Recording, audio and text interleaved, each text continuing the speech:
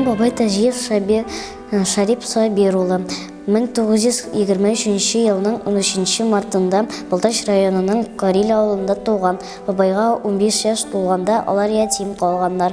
Ул вакытта ул абыйсына ярдәмче, эне-сеңлеләренә терәк булган. Бабам сугышка 1941 елында шакырылган. Башта көзгә кадәр өйрәнүләр узган.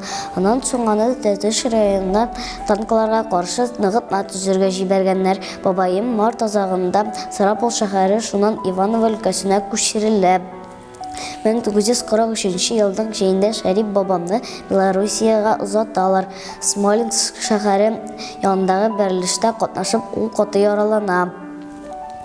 Ул бары 1944 елның март аенда гына хәрби хезмәтен дәвам итә ала. Госпитальдән кайткач, Батыр бабаем Орша, Витебск шәһәрләре янында кабат сугышка керә. Латвия, Литва җирләрендә бүлек командиры дәрәҗәсендә хезмәт дәвам итә башлый.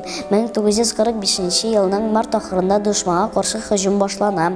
Германиягә 20 чакрым кала. Бабай 3нче мәртәбә каты яралана. Инде 25 көннән сугыш бетүе турында хәбәр килә.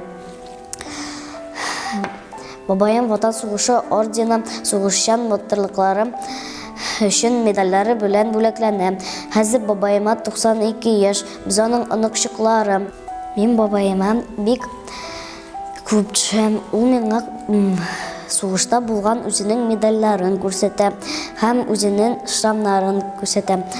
Ул аны миңа үзенең сугышта булган ерләрен сөйләгәне бар. Мин бабаемны бик яратам һәм мин аның белән бик горурланам.